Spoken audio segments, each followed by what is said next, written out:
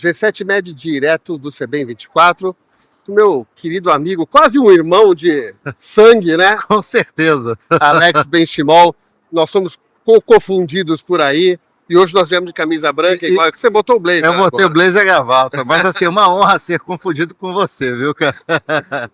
Alex, vamos traçar uns poucos minutos, assim, estamos no primeiro dia do CBEM, você já fez uma palestra hoje sobre intolerância ao GLP-1, seus efeitos adversos. Dá uma resumida ao que você fez, o que você falou hoje, sempre com assuntos legais, interessantes, mas assim, não o assunto que é só interessante, você faz ele ficar cada vez mais interessante. Sempre gostoso de te ouvir. Obrigado pela gentileza aí, o G7, e você, Márcio, de estar aqui com você batendo esse papo.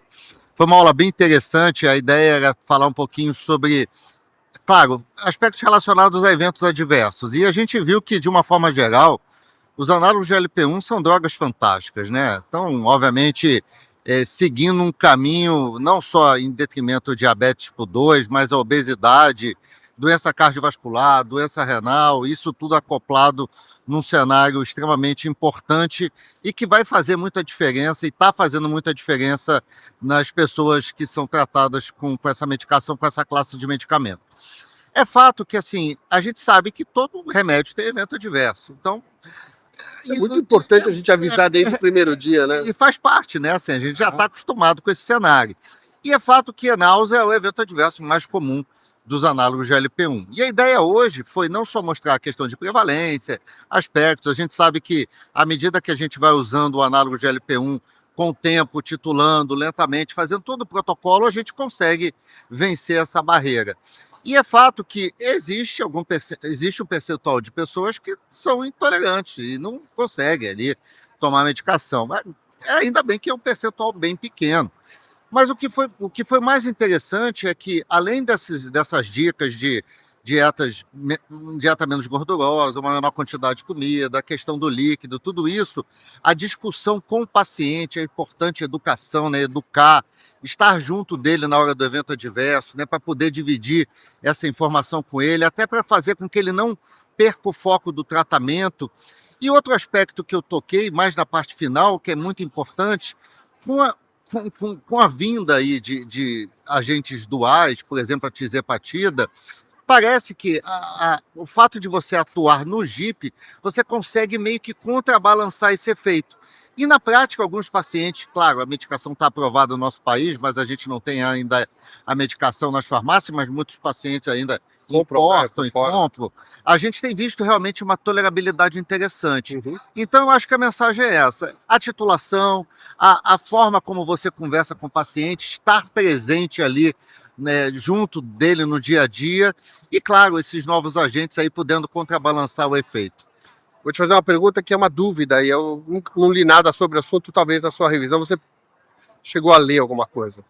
Existe uma coisa que é a farmacogenômica, e que talvez possa nos direcionar com um exame para aqueles bons respondedores, mas talvez aí nos efeitos adversos possam existir aqueles que não vão poder usar. A gente já tem para alguns quimioterápicos, para algumas drogas. Você leu alguma coisa desse nível para GLP-1? Em especial, não. A gente vê isso na prática, a gente vê aquele indivíduo que não consegue, já numa dose bem pequena. Mas você já tem que comprar a droga de cara, né? Estou perguntando de um exame que fazia antes. Eu acredito que isso vai ser o futuro, eu acredito que sim. Eu acho que a farmacogenômica é uma realidade. E aproveitando o gancho, eu acho que, você sabe que eu fiz um curso de pós-graduação em IA e sei que você gosta de inteligência artificial.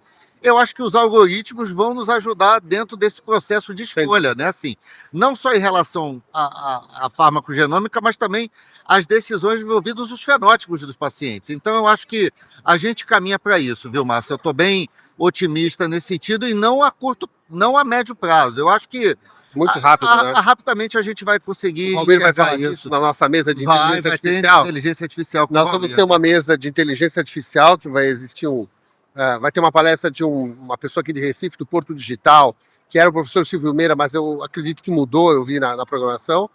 O nosso amigo professor, teu mestre, O professor Valmir Coutinho vai falar de inteligência artificial na obesidade. Eu vou trazer ele aqui para depois falar disso. Mestre na medicina e na IA também, né? Mestre na medicina e IA. E uma aula minha que eu garanto que ficou belíssima, belíssima. Com certeza. Uma aula que eu me esmerei muito para inteligência artificial no diabetes. Legal. Depois eu trago mais informações sobre isso. Obrigado, honra, Alex. Imagina, um prazer. Parabéns pelo trabalho aí no G7. Obrigado, uma honra querido. estar com vocês aí, viu? Sempre bom. Obrigado. Valeu.